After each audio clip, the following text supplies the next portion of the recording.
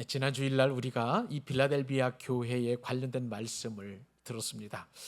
끝까지 우리가 말씀을 들었으면 얼마나 좋겠습니까마는 한 가지 교훈만 우리가 듣게 되었죠. 지난주에 첫 걸음 뗀 거 여러분 아마 기억하시리라고 생각이 듭니다.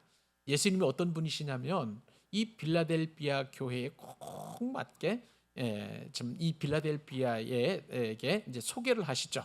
자, 그렇게 보니까 자, 7절 말씀에 보니까 이 주님은 거룩하신 분이라고 그랬습니다. 그리고 진실하신 분이다. 우리가 살펴보게 되었죠. 무엇보다 우리가 참 특이했던 게 다윗의 열쇠를 가지신 분이라고 그랬어요. 그죠? 다윗의 열쇠, 이 열쇠가 쇳대가 아니라고 말씀을 드렸죠. 큰 나무 열쇠여 가지고 어깨에 짊어지고 가는.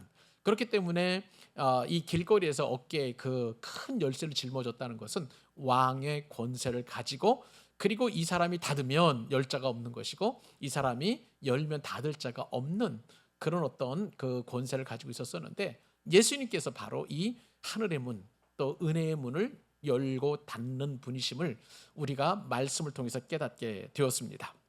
여러분, 특히 여는 것도 중요하지만 닫는 것도 너무나 중요하다는 것 우리가 알고 있습니다.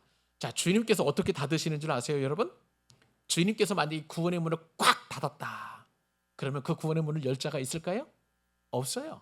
주님께서만 오직 길이요 진리요 생명이라고 말씀을 드렸잖아요. 하나님께 이르는 유일한 길이잖아요. 하나님께 이르는 그 길을 열 수 있는 유일한 다윗의 열쇠를 가지신 분이 바로 예수님이다.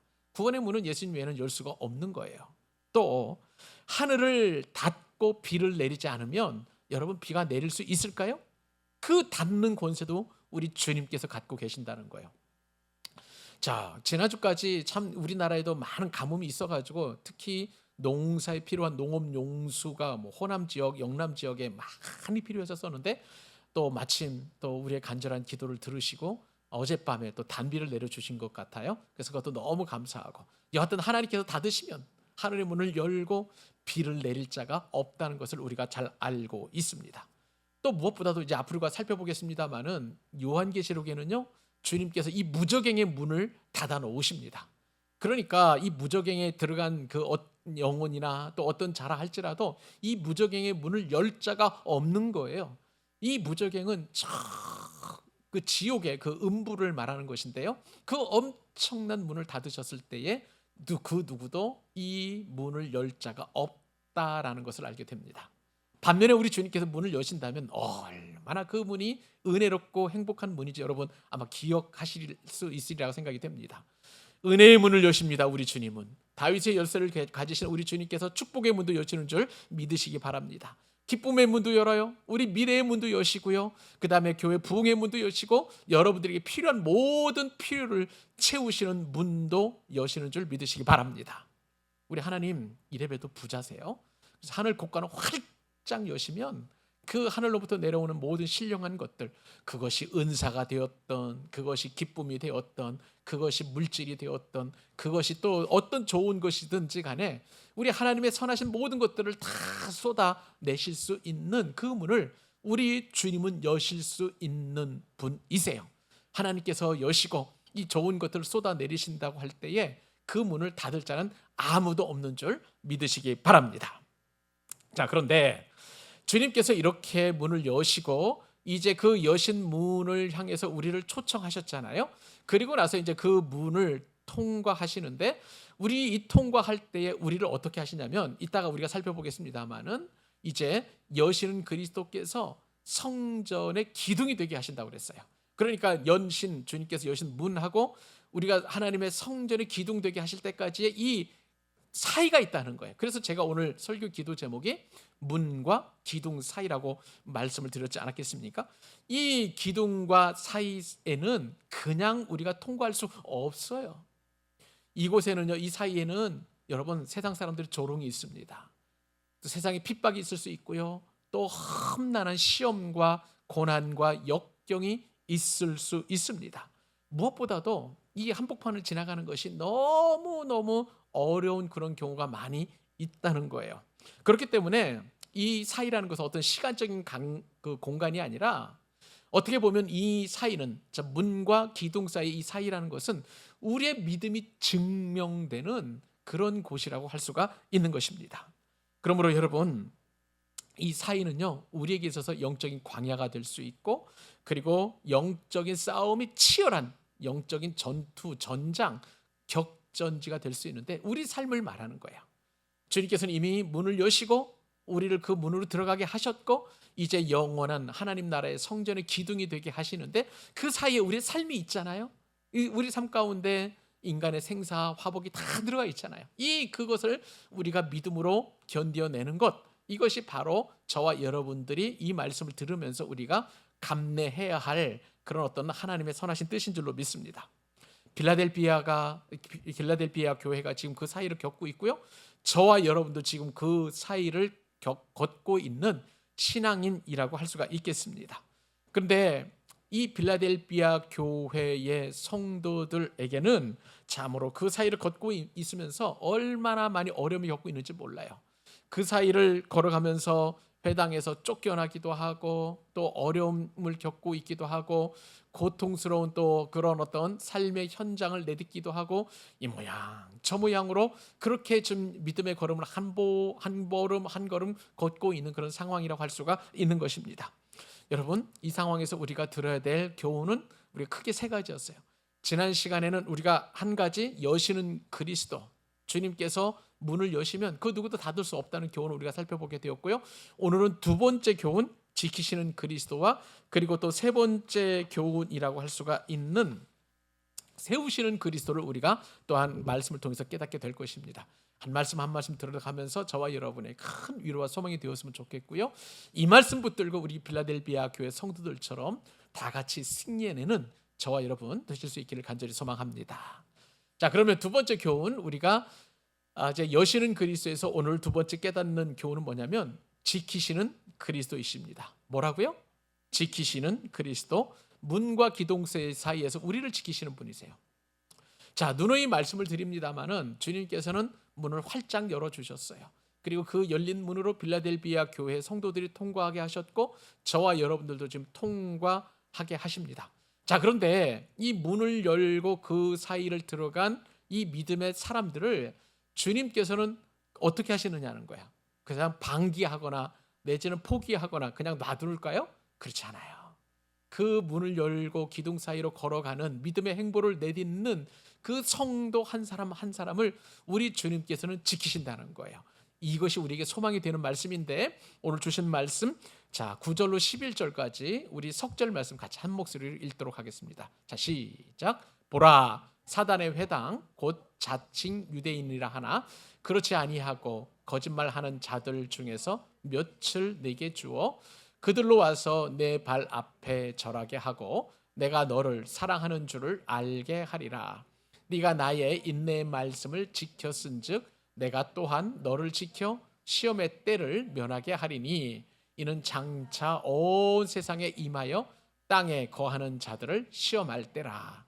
내가 속히 오리니 네가 가진 것을 굳게 잡아 아무도 내 면류관을 빼앗지 못하게 하라. 아멘. 여러분, 예수님은요 빌라델비아 교회가 직면한 현실을 굳이 숨기지 않으십니다. 이제 그대로 드러나시는데, 그것은 빌라델비아 교회가 받은 깊은 상처라고 할 수가 있겠습니다. 여러분, 이 상처가 오늘 본문에는 구체적으로 드러나지는 않는데, 그런데 이 정황을 우리가 살펴볼 수 있는 앞뒤 문맥을 통해서, 그리고 성경을 통해서 우리가 살펴볼 수 있는 그런 맥락을 우리가 찾아보아야 합니다. 자, 여러분, 이 상처는 빌라델비아 교회가 어떻게 탄생하게 되었는지 그 배경부터 우리가 살펴볼 필요가 있는 거예요. 여러분, 성경에 보면 이 빌라델비아 교회가 어떻게 세워졌다라고 구체적으로 이렇게 기록되어 있지는 않습니다.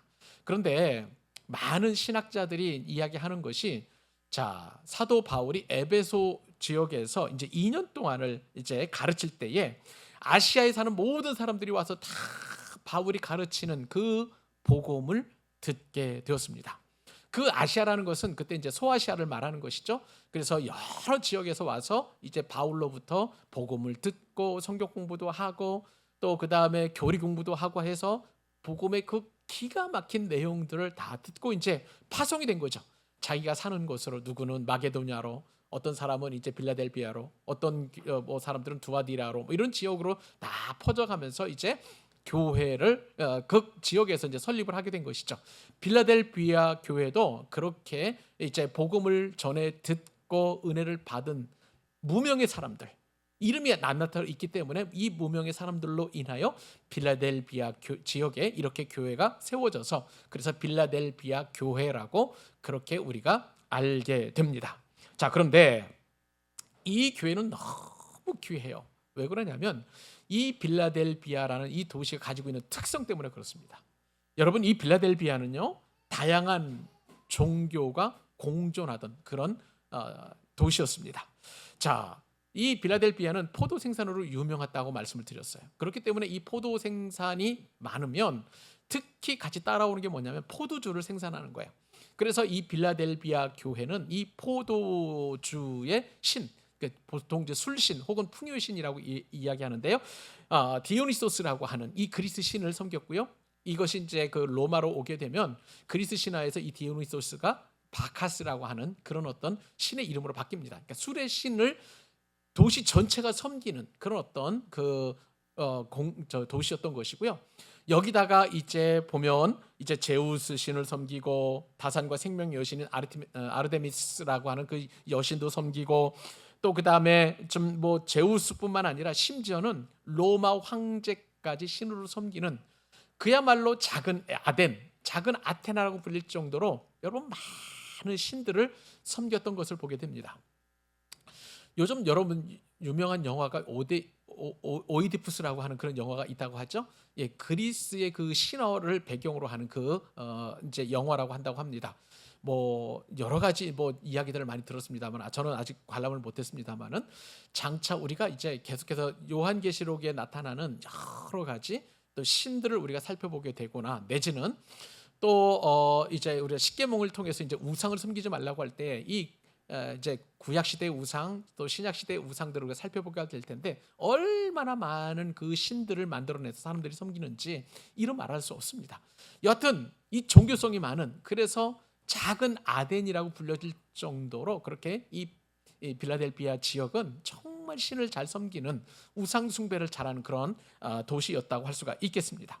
그런데 무엇보다도 이런 도시에서 성도들이 아픔을 가지고 상처를 얻게 되었는데 이런 신들 때문에 얻은 것이 아니라 그들이 원래 소속되어 있었던 유대교 회당에서 이 사람들이 예수님을 믿는다는 그 한 가지 이유만으로 이제 쫓겨나게 되거든요. 유대 공동체에서 쫓겨나게 돼요. 이 쫓겨난다는 것은 이 그리스도인들이 삶의 모든 터전을 잃는 것과 같은 거예요. 가족들 중에서도 이제 기독교를 개종하지 않고 유대교를 계속 섬기고 있다면 집안에서도 쫓겨나요. 쉽게 말하면 우리식으로 말하면 호적을 파는 거 여러분 아시죠? 호적을 판다고 그랬는데 쫓았단 말이죠. 그리고 또 가족 공동체에서 또 사회 공동체에서 거래처도 빼앗기고 그다음에 거래를 안 하는 것이죠. 유대인들이.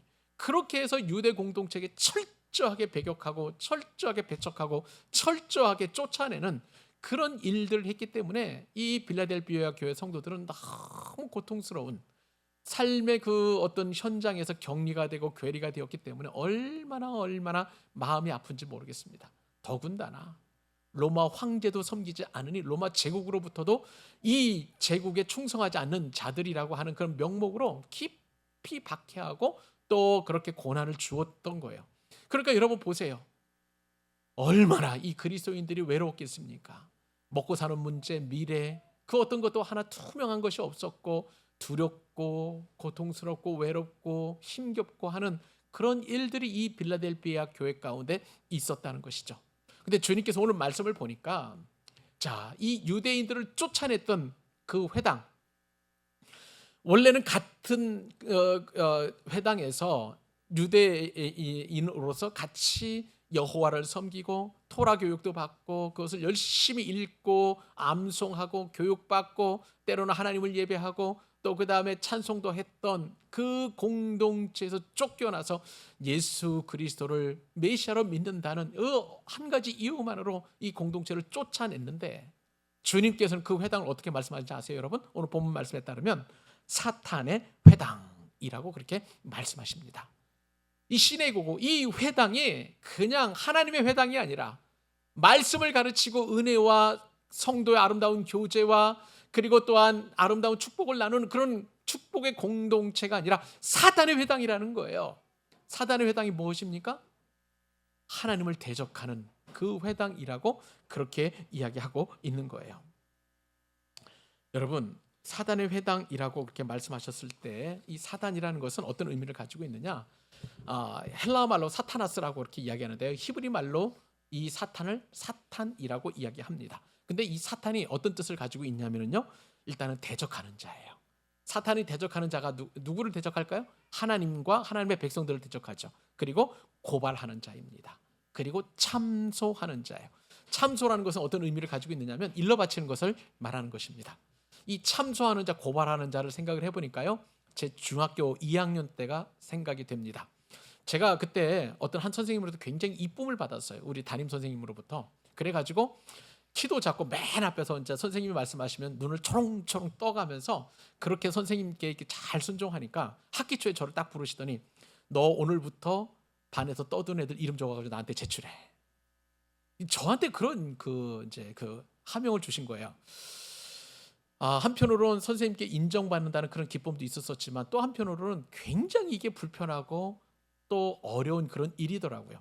여러분, 떠드는 친구들 이름을 적어낸다는 게 이게 쉬운 것이 아닙니다. 일단은요, 힘이 센 애들 이름을 빼야 돼요. 그죠? 그렇잖아요. 그리고 싸움 잘하는 애들 이름 적었다고 내가 모성분별할 줄 어떻게 알아요? 그럼 그 얘도 빼야 되고요. 공부 잘하는 애도 빼야 됩니다. 제 마음속에서. 그리고 친한 친구도 빼야 돼요. 그러니까 남는 애들이 누구 남냐면 반에서 존재감이 없는 애. 그리고 또 어떤 애들이 또 들어갈까요? 또 덜 친한 애. 그리고 나와 내가 좀 만만하게 생각하는 애. 그런 친구들의 이름을 적어가지고 이제 선생님에게 제출을 하게 됩니다. 그러니까 맨날 걸리는 애만 걸리는 거예요. 선생님이 나와가지고 종례 시간에 나와가지고 막 손바닥 내밀라고 해서 손바닥 때리고 하는 그런 일들을 하게 되었는데, 자, 그 일을 이제 생각해 보면서 내가 왜 그런 일을 했었을까? 저는요, 생각을 해보니까 정의를 세우는 것이 아니라 어쩌면 제 자신을 보호하기 위해서 다른 친구들을 희생시킨 것이 아닐까라는 그런 생각을 한번 해보게 되었습니다. 지금 생각해 보니까 저는요, 참소하는 자였어요. 고발하는 자였고 일러 바치는 자였다는 것을 오늘 말씀을 통해서 깨닫게 되고 양심에 갇히게 되어서 그때 이제 친구들에게 지금 연락처도 모르니까 이제 연락을 해가지고 미안하다고 이야기할 수도 없는 것이고 하나님 앞에 죄송하다라고 그렇게 이제 기도하고 말하는데요. 자, 그런 어떤 상황이 되었습니다. 더 감사한 것은 뭐냐면 그렇게 참소하는 저도 예수님을 믿게 하고 그리고 구원해 주셨다는 거예요. 저의 죄를 용서해 주셨다는 사실이에요. 사랑하는 여러분, 우리도 눈에 혹은 겉으로 드러나는 그런 참소뿐만 아니라 얼마나 많은 참소를 했는지 몰라요. 그런 참소자들인 저와 여러분도 우리 주님은 우리 죄를 용서하시고 구원하시고 그리고 우리를 하나님 나라의 자녀로 삼아 주신 줄 믿으시기 바랍니다.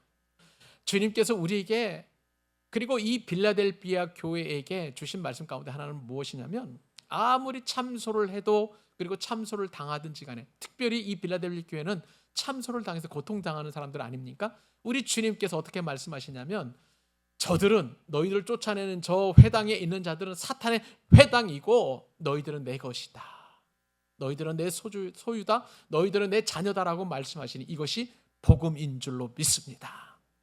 여러분, 우리가 아무리 악하고 그리고 또 하나님을 슬프게 하거나 내지는 하나님 앞에 때로는 반항하거나 또 하나님을 멸시한다 할지라도 불쌍히 여기시고 우리를 품으시고 그 참소하는 자조차도 우리를 용서하시는 분이 우리 하나님이십니다. 그 하나님을 우리가 절대적으로 믿고 신뢰해야 하는 이유가 바로 여기에 있어야 될 줄로 믿습니다. 주님께서는 지금 이 말씀을 통해서 자, 사단의 그 회당이라는 그 말씀을 통해서 회당에 있는 사람들이 비록 쫓아냈지만 이 일의 배후에는 바로 사탄이 있다는 것을 주님께서는 공식적으로 말씀해 주고 계시는 것입니다. 그런데 이렇게 사단의 회당에 의해서 쫓겨난 사람들, 성도들에게 주님께서는 딱 두 가지 말씀하시는데 이것이 이 빌라델비아 교회 성도들에게 얼마나 큰 위로가 되는지 엄청난 위로로 주님께서 말씀해 주십니다. 첫 번째 말씀은요, 9절이에요. 첫 번째 약속인데 이것은 뭐냐면 그들로 와서 내 발 앞에 절하게 하고 내가 너를 사랑하게 하는 줄 알게 하리라. 그렇게 말씀하십니다. 그들로 온다는 거예요. 여러분, 이 그들이 누구인가요? 사단의 회당들 아니겠습니까? 너의 발 앞에 와서 절하게 하고, 이것은 무슨 말씀하시냐면 그리스도인이 원수를 지배하게 된다라는 그런 뜻이 아니라, 이 사단의 회당들이 내 앞에 와서 절한다고 그랬는데, 이 절한다는 것은 무엇이냐면 몸을 굽혀서 그 권위를 인정한다는 거예요. 사단의 회당들은 빌라델비아 이 성도들을 쫓아내고 그들 공동체 유대 회당으로부터 쫓아내고 완전히 격리시키고 배격했습니다. 그런데 그들이 이제 권위를 인정받게 되는데, 그것은 뭐냐면 다름 아니라 바로 예수 그리스도를 통해서 그 권위를 인정받게 된다는 거예요. 그 내용이 있지, 이 빌라델비아 교회만 있는 것이 아니라 오래전에 수백 년 전에 이 이사야 선지자를 통해서 이미 약속되었던 그런 말씀이 이루어지게 되는 거예요. 여러분, 이사야서 60장 14절 말씀 보실까요? 이 말씀에 따르면 그 어떤 권세가 그들 무릎 앞에 와서 이제 무릎을 꿇게 되는지 이렇게 말씀합니다. 너를 괴롭히던 자의 자손이 몸을 굽혀 내게 나아오며 너를 멸시하던 모든 자가 내 발 아래에 엎드려 너를 일컬어 여호와의 성읍이라 이스라엘의 거룩한 이의 시온이라 하리라. 그렇게 말씀해 주고 계십니다. 여러분, 이것이 바로 정말 주님께서 우리를 그냥 놔두시거나 그냥 방치하시거나 방기하시는 것이 아니라 반드시 주님의 이름으로 말미암아 우리가 어떠한 어려움과 고난 가운데 있다 할지라도 우리의 원수들이 우리 안에 계시는 예수 그리스도의 권위를 인정하실 수 있게 된다는 것, 이 엄청난 복을 누리게 됨을 말씀해 주고 계십니다. 여러분, 또 하나 이 빌라델비아 교회가 또 어떤 은혜를 받게 되냐면요, 빌라델비아 교회에는 그 뒤에 말씀을 보니까 내가 너를 사랑하는 줄을 알게 하리라. 그렇게 말씀하십니다. 여러분, 생각을 해보세요. 사단의 회당이라 불리는 이 유다 회당에 있어서는 자기가 하나님을 경배하고 하나님의 백성으로, 하나님의 선민으로 택한 백성이죠. 그것을 인정받고 자기네들이 오로지 하나님 앞에 그렇게 인정받을 줄 알았는데 아니라는 거예요. 오히려 거기서 쫓겨난 너희들이 하나님께 사랑을 받게 된다는 사실을 그들이 알게 하겠다라고 말씀해 주고 계시는 것입니다. 이렇게 큰 위로가 편지를 통해서 빌라델비아 교회에게 전달이 됐다면, 이 빌라델비아에서 이 편지를 받는 빌라델비아 교회 성도님들은 얼마나 위로가 되었을까. 사랑하는 여러분, 이 땅을 살아갈 때 저와 여러분들에게도 이러한 어려움이 있고 고난이 있다고 한다면 이것이 오히려 그 원수들이 우리의 발 앞에 무릎을 꿇고 우리가 믿는 하나님의 권세를 인정하게 될 뿐만 아니라 그들이 하나님께서 사랑하시는 자들이라고 우리를 통해서 보게 될 줄로 믿습니다. 이것이 우리에게 주시는 큰 위로이자 복음인 거예요.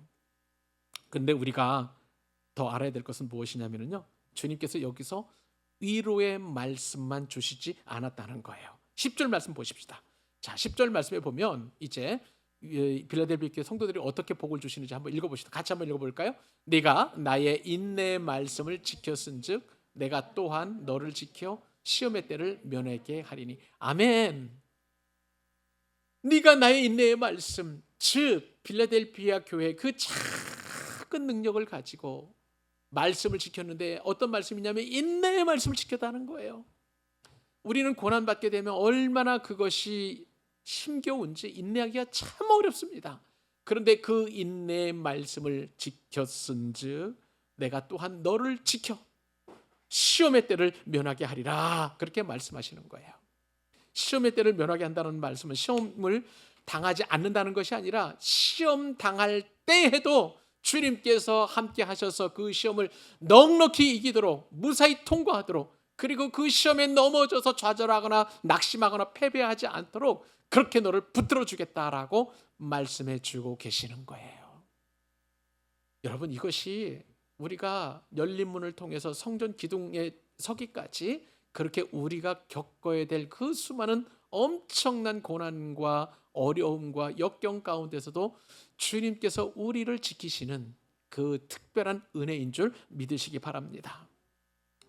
여러분, 그래서 주님께서는 이 문을 통과한 자들, 그리고 성전의 기둥이 되기까지 그 엄청난 궁극적인 은혜를 경험하기까지 그 사이를 지키시는 분이 바로 예수님이신데요. 그 지키시는 예수님께서 빌라델비아 교회에게 마지막으로 주시는 약속인데, 그것은 뭐냐면 승리예요. 그것이 11절에 있습니다만 우리 읽었던 말씀이지만 다시 한번 읽어보십시다. 자, 시작. 내가 속히 오리니 네가 가진 것을 굳게 잡아 아무도 내 면류관을 빼앗지 못하게 하리라. 아멘. 여러분, 우리가 고통 가운데 있었을 때 속히 이것이 지나가기를 원하는 것이 모든 사람들의 심리입니다. 그런데 이 고난이 언제까지 우리가 겪어야 될지 빌라델비아 교회 성도들은 아무도 몰랐어요. 그런데 주님께서 약속해 주십니다. 내가 속히 올 거야.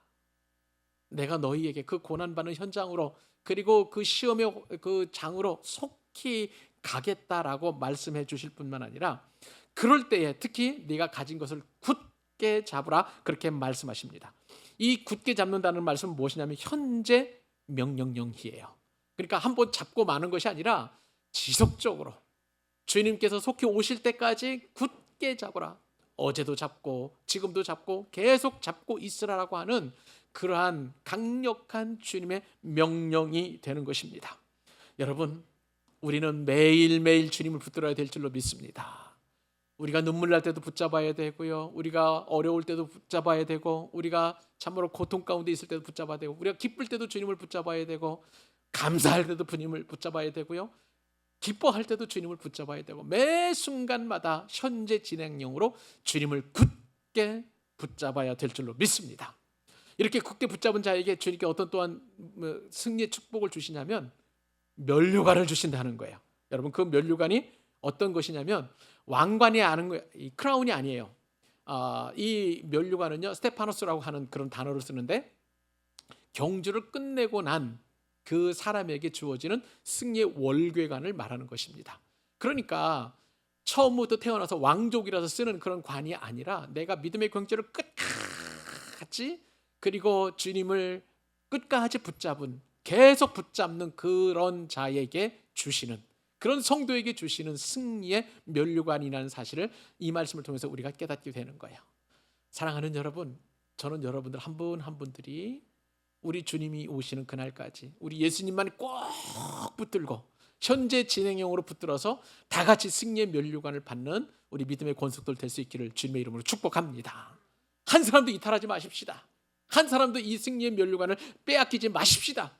면류관은 이미 우리에게 주시겠노라 약속을 받아 놓았기 때문에 우리가 인내의 말씀을 지키기만 하면, 주님만 붙잡기만 하면 우리는 끝까지 이 승리의 면류관을 받게 될 줄로 믿습니다. 여러분, 한번 보세요. 이 승리의 면류관을 받는 거 쉽지 않아요. 우리가 잘 아는 것처럼 빌라델비아 교회는 능력이 컸습니까? 작았습니까? 작은 능력이었어요. 그리고 또 8절에 보니까 예수님의 말씀을 지켰다고 그랬어요. 참 잘하는 것이죠. 그리고 주님의 이름을 배반하지 않는 충성이 있어서 끝까지 주님을 그 이름을 지키고 붙잡은 것이죠. 그리고 무엇보다도 인내의 말씀을 지킨 거예요. 그래서 이 일을 감당하면서 이제 빌라델비아 교회는 주님께서 약속해 주신 승리의 면류관을 약속받게 되었던 것입니다. 사랑하는 여러분, 우리가 빌라델비아 교회를 생각을 하면 주님께 칭찬받았다는 것만 우리가 인식해서는 안 돼요. 우리에게 뭐라 그럴까요? 참 우리가 어떤 결과만 가지고 빌라델비아 교회를 우리가 존중받는 것이 아니라 그가 작은 능력을 가졌지만 말씀을, 그리고 인내의 말씀을 굳게 잡고 예수님만 붙잡고 그리고 끝까지 인내하면서 그 일을 지속했던 것을 우리가 배워야 될 줄로 믿습니다. 여러분, 우리는 능력이 작을 수 있어요. 그러나 한 가지 우리가 할 수 있는 것은 무엇이냐면 아무리 작은 능력이라 할지라도 인내의 말씀을 지키는 그것만큼은 우리가 양보할 수 없습니다. 뿐만 아니라 우리가 가진 것, 예수 그리스도를 끝까지 붙잡는 것도 우리가 할 수 있는 거예요. 이렇게 해서 승리를 다 같이 누리는 저와 여러분 되시기를 우리 주님의 이름으로 축복합니다. 마지막, 여시는 그리스도, 지키시는 그리스도를 우리가 은혜 가운데 살펴보았다면 마지막으로 이제는 세우시는 그리스도를 만나야 할 시간입니다. 주님께서는 들어오셔서 기둥을 세우신 다음에 다시는 우리로 하여금 그 기둥으로 나가지 아니하도록 그렇게 우리를 굳건하게 지켜주신다는 거예요. 우리 읽었던 말씀입니다만 12절과 13절 같이 한번 또 읽어보십시다. 자, 시작. 이기는 자는 내 하나님 성전의 기둥이 되게 하리니 그가 결코 다시 나가지 아니하리라. 내가 하나님의 이름과 하나님의 성 곧 하늘에서 내 하나님께로부터 내려오는 새 예루살렘의 이름과 나의 새 이름을 그의 위에 기록하리라. 귀 있는 자는 성령이 교회들에게 하시는 말씀을 들을지어다. 아멘.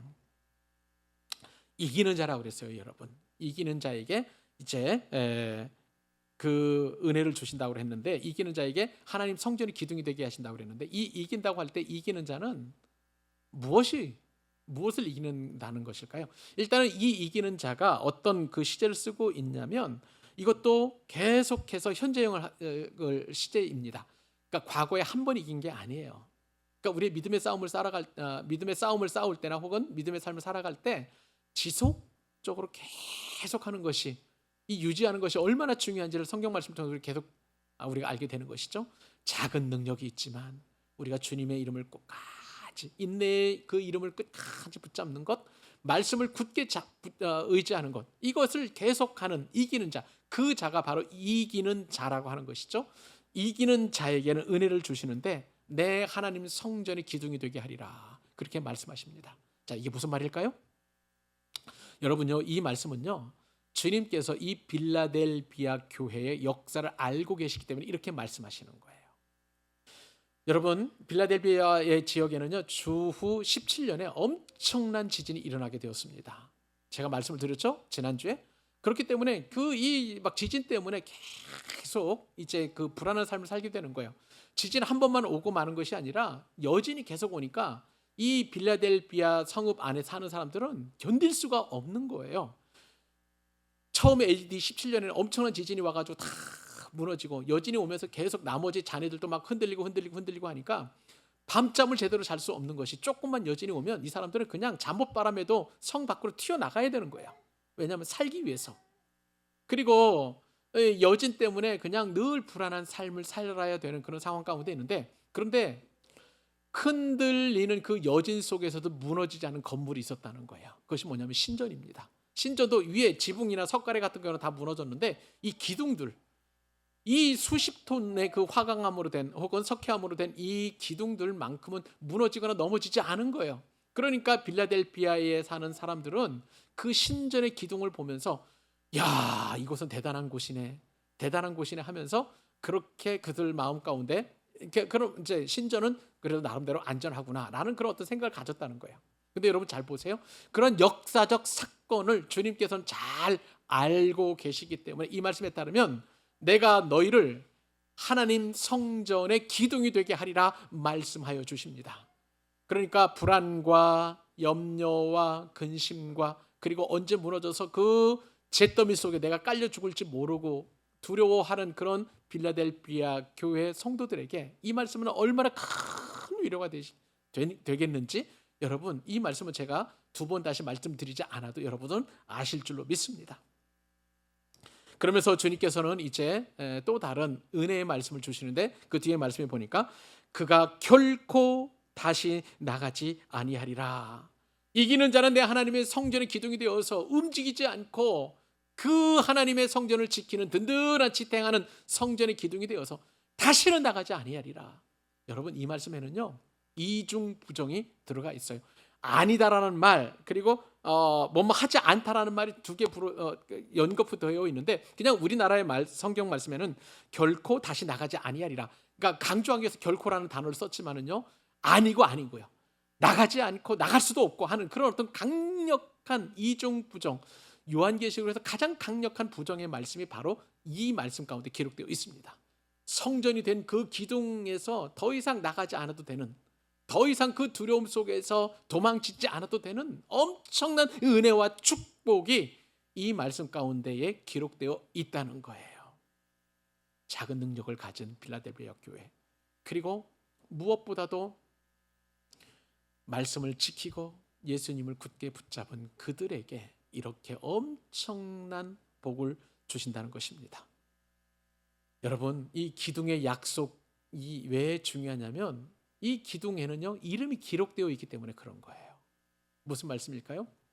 자, 여러분, 그 빌라델비아 교회 신전을 세울 때에 기둥 하나하나를 혹은 건축비를 댄 사람들의 이름이 신전의 기둥 가운데 이름이 기록되어 있습니다. 그런데 주님은 그러한 이름과는 완전히 차원이 다른 새로운 이름들을 이 빌라델비아 교회 성도들에게 새겨주시겠다라고 말씀하시는데, 크게 보세요. 내가 하나님의 이름을, 또 두 번째로 보면 예루살렘의 이름을, 그리고 나의 새 이름을 그이 위에, 이기는 자 위에 기록하리라 말씀하여 주십니다. 여러분, 하나님의 이름이라는 게 도대체 무엇일까요? 하나님의 이름은 뭐냐면 하나님의 백성이자 하나님의 자녀이자 하나님께 속한 성도라는 거예요. 하나님의 이름을 이기는 자 위에 기록했다는 것은 너는 하나님의 백성이다, 너는 하나님의 자녀야 라고 하는 엄청난 특권과 신분을 주님께서 확실하게 기록해 주시겠다는 거예요. 또 자, 여기 또 보면 새 예루살렘의 이름이라고 그랬습니다. 새 예루살렘은 우리가 영원히 가야 할 하나님의 도성이에요. 천국을 말하는 것입니다. 천국을 우리 가운데 새기게 해주시겠다라고 말씀해 주시는 것이죠. 또 무엇보다도 이제 이 이기는 자인 빌라델비아 교회 성도들과 저와 여러분에게는 나의 새 이름, 예수님의 새 이름이 뭘까요? 우리를 그리스도인 삼으시겠다는 거예요. 예수 믿는 사람들, 예수님을 따르는 사람들, 크리스천이라고 그렇게 우리 위에 새겨 주시겠다는 거예요. 여러분, 문을 열면 닫을 자가 없다고 그랬어요. 문을 닫으면 열 자가 없다고 그랬어요. 그러면 주님께서 이 새기신 그 이름에는 그 이름이 지워질 수 있을까요? 없어요. 그 이름을 지울 자는 하늘의 천사도, 이 땅에 있는 권력자도, 그리고 나의 어떤 혈통적인 어떤 부모님도 아니에요. 어떤 권세도 그 이름을 전혀 지울 수 없는 엄청난 놀라운 이름이 우리의 이막 가운데, 그리고 우리의 어떤 이기는 그 믿음 가운데 주님께서 새겨주시는 줄로 믿습니다. 그러므로 여러분, 이 말씀은 우리가 꼭 새겨 들어야 될 줄로 믿습니다. 그래서 13절 말씀에 귀 있는 자는 성령이 교회들에게 하시는 말씀을 들을지어다. 이 엄청난 말씀을 빌라델비아 교회 혼자만 듣는 것이 아니라 교회들이었어요. 소아시아의 7교회들 뿐만 아니라 그리고 지금 이 땅을 살아가는 저와 여러분들도 교회인데요, 이 교회 우리 각자에게도 주시는 하나님의 말씀인 줄로 믿습니다. 말씀을 마무리하겠습니다. 우리는 지금 주님께서 여신 문을 통과해서 하나님 나라의 장차 그 기둥이 될 때까지 믿음의 행보를 걸어가는 그 순례의 여정을 걸어가고 있습니다. 때로는 위험이 있고, 때로는 피곤하고, 때로는 지쳐 있고, 때로는 정말 내가 이렇게 가는 것이 맞는가 하는 의심도 들 때가 있을 거예요. 때로는 포기하고 싶고, 때로는 또 정말 타협하고 싶기도 하고, 때로는 옛날로 돌아가서 정말 이 주일에 어디 놀러 가면 좋지 하는 그런 어떤 마음이 들 때도 있을 것 같아요. 그런데 여러분, 그것보다도 더 귀한 것, 우리가 예수님의 이름을 꼭 붙잡고 인내의 말씀을 지키고, 작은 능력이지만, 내가 뭐 어떤 큰 일을 할 수 없는 그런 능력이지만, 그것을 우리가 편치 않고 주님의 이름을 배반하지 않을 때에 오늘 우리에게 약속해 주신 이 말씀은 빌라델비아 교회뿐만 아니라 귀 있는 저와 여러분들에게 들려주시는 하나님의 놀라운 축복이자 은혜이자 복음인 줄로 믿습니다. 이 말씀 붙들고 이번 한 주간에도 우리가 기쁨이 있든 슬픔이 있든 어렵든 또 쉬운 일이 있든지 간에 주님과 더불어 더 동행하며 함께 나아가며 승리하는, 그리야 멸류관을 치유하는 저와 여러분 되실 수 있기를 주님의 이름으로 축복합니다. 기도하겠습니다.